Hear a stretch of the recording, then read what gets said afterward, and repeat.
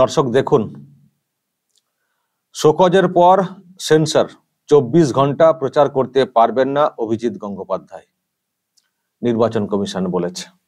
প্রিয় দর্শক, আমি শফিকুল ইসলাম এবং আপনারা দেখছেন আরামবাগ টিভি। তৃণমূল কংগ্রেস নির্বাচন কমিশনে একটা নালিশ করেছিল যে তমলুকের বিজেপি প্রার্থী তথা প্রাক্তন বিচারপতি অভিজিৎ গঙ্গোপাধ্যায় তাদের নেত্রীকে অশালীনভাবে আক্রমণ করেছেন, যেটা নির্বাচনী আচরণ বিধিকে লঙ্ঘন করে। আর সেই নালিশটা পেতেই নির্বাচন কমিশন একেবারে দ্রুত নড়ে চড়ে উঠে বসে পড়ে। তারপর প্রাক্তন বিচারপতিকে শোকজ করে। তারপরে যেটা খবর যে প্রাক্তন বিচারপতি তার কিন্তু উত্তরও দিয়েছেন যে কি কথা বলেছি, কেন বলেছি। কিন্তু তারপরেও যেটা দেখতে পাচ্ছি যে নির্বাচন কমিশন এটা কার্যত একটা অ্যাকশন নিয়েছে, কারণ এখন ভোটের মরশুম, প্রচার একটা বড় বিষয়। তো এই প্রচারের সময়ে 24 ঘন্টা উনি প্রচারে যেতে পারবেন না, থাকতে পারবেন না, তার মানে এটা একটা শাস্তি। তো সেটা দেখছি নির্বাচন কমিশন করেছে, তার মানে তার উত্তরে নির্বাচন কমিশন সন্তুষ্ট হয়নি, যেটা বুঝতে পারছি। দর্শক, আমি আপনাদেরকে এখন আরো একবার শোনাবো যে উনি কি এমন মন্তব্য করেছিলেন যার জন্য নির্বাচন কমিশন এই ভোটের সময়ে ওনাকে শাস্তিটা দিয়ে দিল। কি বলেছিলেন, কোন কোন পরিপ্রেক্ষিতে কথাটা বলেছিলেন, কেন বলেছিলেন, আমি দর্শক আপনাদেরকে একবার সেই বক্তব্যটা শোনাবো, খানিকটা অংশ শোনাবো, শুনুন, তারপর আমি এটা নিয়ে আলোচনাতে আসছি। আজকে তৃণমূল বলছে যে সব মিথ্যা। 2000 টাকায় রেখাপাত্রকে কেনা হয়ে গিয়েছিল। 2000 টাকায় রেখাপাত্রকে কেনা হয়েছিল। মমতা ব্যানার্জি, তুমি কত টাকায় বিক্রি হও? তুমি কত টাকায় বিক্রি হও? তোমার হাতে তো 8 লাখ টাকা গুঁজে দিলে একটা চাকরি দাও। তোমার হাতে 10 লাখ টাকা গুঁজে দেয় এবং দিয়ে রেশনকে হাওয়া করে দেয় অন্য দেশে। ভারতবর্ষেই থাকে না সে রেশন। তো তোমার 10 লাখ টাকা কেন? তুমি কেয়া শেঠকে দিয়ে মুখে পুলটিস মারো, সেই জন্যে মেকআপ করো, মেকআপ করে বেরো। আর রেখাপাত্র গরিব মানুষ, লোকের বাড়িতে কাজ করে খায়। আমাদের প্রার্থী মমতা ব্যানার্জির মতো সুন্দরী নন, একটু বেশি সুন্দরী। তো সেই জন্য রেখাপাত্রকে 2000 টাকায় কেনা যায়। একজন মহিলা আর একজন মহিলা সম্বন্ধে কি করে এই উক্তি করতে পারেন তা আমরা ভাবতেও পারি না। মমতা ব্যানার্জি মহিলা তো, আমার মনে প্রশ্ন জাগে মাঝে মাঝে। এইসব কথা বলেছিলেন আর কি। ওই যে ভিডিও প্রকাশ্যে আনা হয়েছে এবং যেটাকে নিয়ে তৃণমূল কংগ্রেস বলছিল না যে 2000 টাকার বিনিময়ে মহিলাদেরকে দিয়ে সব অভিযোগ করানো হয়েছে। তো এটা নিয়ে অনেকেই, শুধু উনি কেন, অনেকেই বলছেন যে এটা কি বলা হচ্ছে, 2000 টাকার বিনিময়ে কোনো মহিলা বলবেন যে আমি অত্যাচারের শিকার হয়েছি, আমার সঙ্গে যেসব খারাপ যেসব কাজ ওখানে বলা হচ্ছে এইসব হয়েছে, এটা কখনো কোনো মহিলা বলবেন ওই 2000 টাকার বিনিময়ে? তার মানে 2000 টাকার বিনিময়ে সন্দেশখালীর মহিলারা তাদের ইজ্জত সব বিক্রি করে দেন, এটা বলতে চাইছেন? তার মানে সন্দেশখালীর মহিলাদের রেট দিচ্ছেন 2000 টাকা, এবং রেখাপাত্রের নাম করেও আবার বলা হচ্ছিল যে উনিও 2000 টাকা নিয়ে এইসব করেছেন, অভিযোগ করেছেন।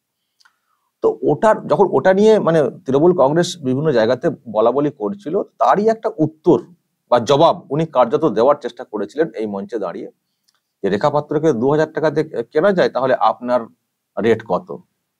আপনার হাতে তো এত টাকা গুঁজে দিলে, এই চাকরি টাকরি সব দুর্নীতি না, ওইসব কথা উনি বললেন। শুনলেন তো আপনারা উনি কি বললেন।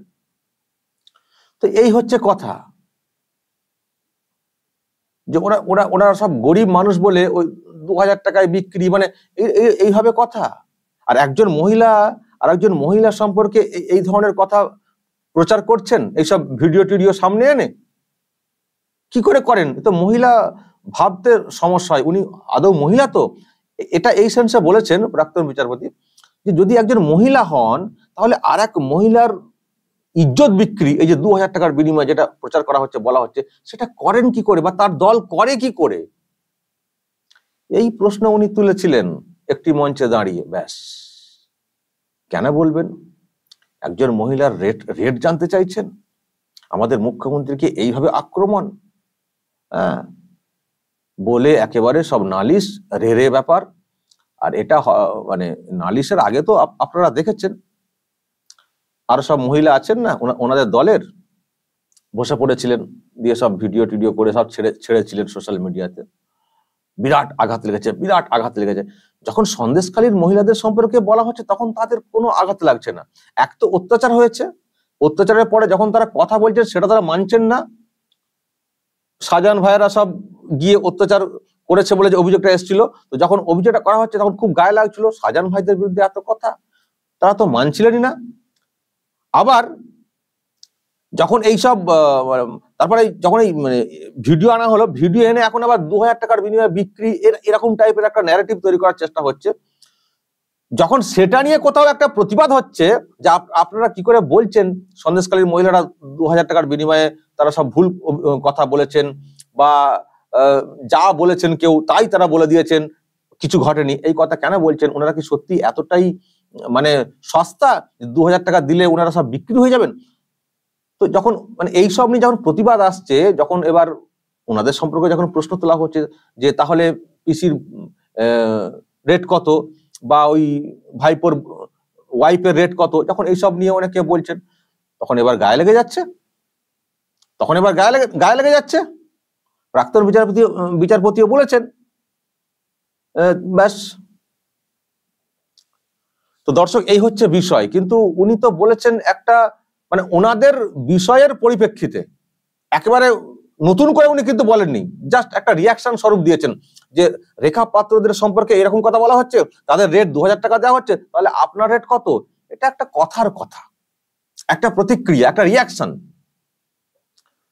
তো সেটা অন্যায় হয়ে গেছে, সেই জন্য একেবারে তারা নির্বাচন কমিশনে চলে গিয়েছিলেন নালিশ করতে। আর নির্বাচন কমিশনও এটাকে সেনসিটিভ ভেবেছে, মহিলাদের বিষয় যেহেতু। ব্যাস, 24 ঘন্টা প্রচার করতে পারবেন না বলে একটা এরকম বলে দিয়েছে। ভালো করেছে, বলে দিচ্ছে, ভালো করেছে। নির্বাচন কমিশনের তো এইরকমই তো হওয়া উচিত, যাতে কোথাও কিছু মানে মহিলাদের সম্পর্কে অন্তত পক্ষে উল্টো পাল্টা না বলা হয়। এটাই তো হওয়া উচিত নির্বাচন কমিশনের। কিন্তু প্রশ্ন হচ্ছে যে আপনারা যার বিরুদ্ধে অ্যাকশনটা করে দেখালেন, এটা তো হচ্ছে রিয়াকশন, মানে প্রতিক্রিয়া। কিন্তু প্রথম যারা এই সন্দেশখালীর মহিলাদের সম্মান নিয়ে ছেলেখেলা করলেন, প্রচার করলেন, উল্টোপাল্টা বললেন, তাদের বিরুদ্ধে অ্যাকশনটা কোথায়?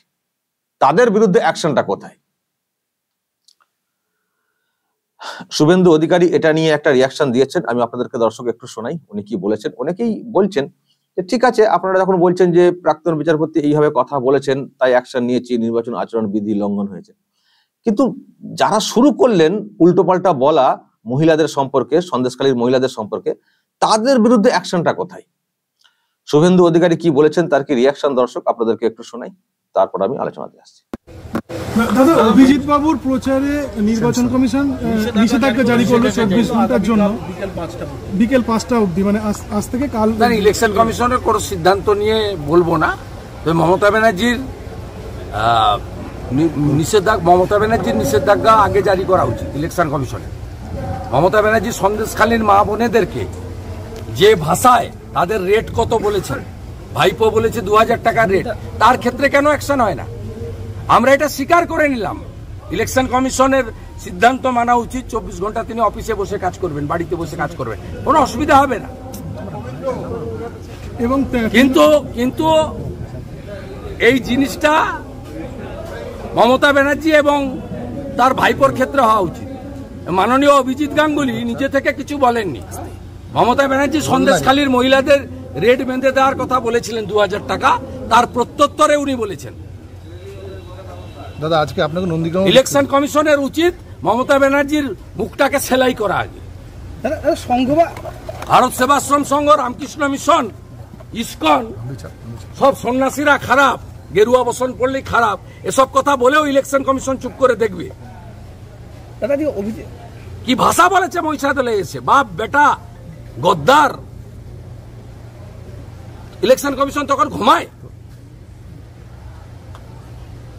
মা বেটার ক্ষেত্রে একরকম আইন, আর অভিজিৎ গাঙ্গুলির ক্ষেত্রে আরেক রকম আইন।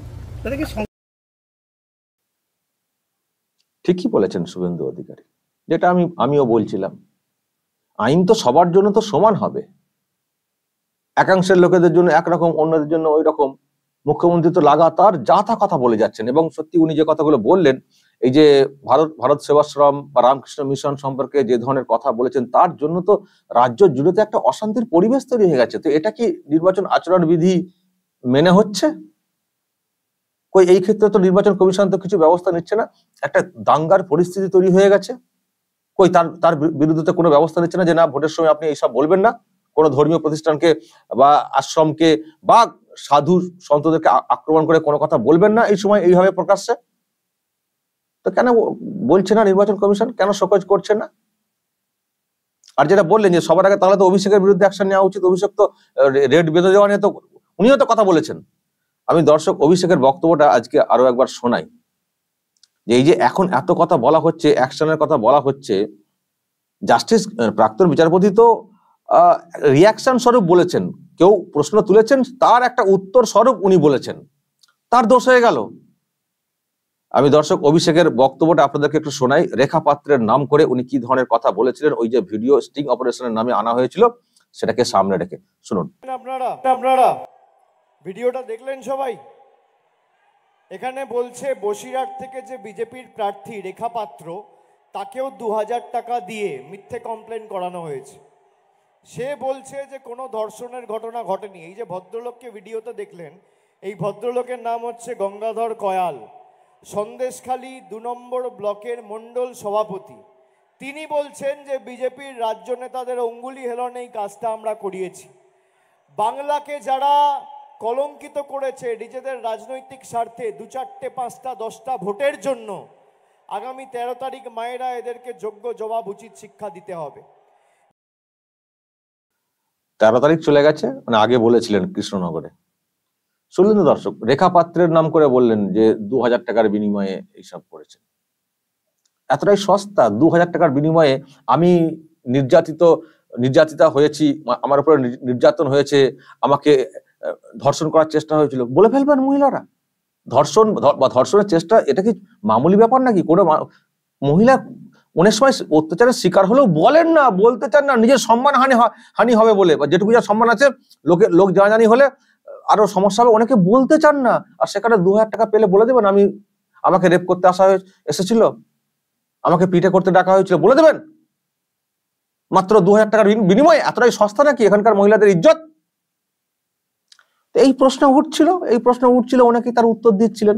তো প্রাক্তন বিচারপতিও উনার মতো করে একটা উত্তর দিয়েছেন, ব্যাস গায়ে লেগে গেছে, ভীষণ গায়ে লেগে গেছে, চলে গেছে নির্বাচন কমিশনে।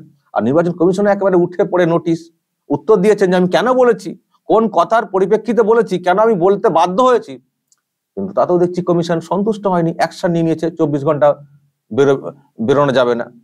শুভেন্দু অধিকারী বলছেন ঠিক আছে, কমিশন যখন বলেছে মানবো, অফিসে বসে কাজ করবেন, বেরোবেন না প্রাক্তন বিচারপতি। কিন্তু সবার জন্য তো আইনটা তো সমান হতে হবে। এক্ষেত্রে তাড়াহুড়ো করে দ্রুত অ্যাকশন, আর বাকিদের ক্ষেত্রে ঘুমিয়ে থাকবে, এটা তো হতে পারে না। তখন কি ঘুমায় নির্বাচন কমিশন? এই প্রশ্ন তুলেছেন শুভেন্দু অধিকারী। শুধু শুভেন্দু অধিকারী কেন, আবার মনে হয় আপনাদেরও এই প্রশ্ন সকলের মনে, যে কমিশন যখন আছে, যখন নিয়ম কানুন রয়েছে, সবার জন্য সমান হবে। যে একটা অংশের জন্য একরকম, অন্য অংশের জন্য অন্যরকম, একটা অংশের বেলায় ড্যাব করে তাকিয়ে থাকবো, আর অন্য অংশের বেলায় চোখ বন্ধ করে ঘুমন্ত অবস্থায় থাকবো, এটা তো হতে পারে না। সেই প্রশ্ন উঠছে এখন। দর্শক কি বলবেন? যদি আপনাদের এ নিয়ে কিছু বলার থাকে অবশ্যই বলবেন, কমেন্ট বক্সে নজর রাখবেন আরামবাগ টিভি।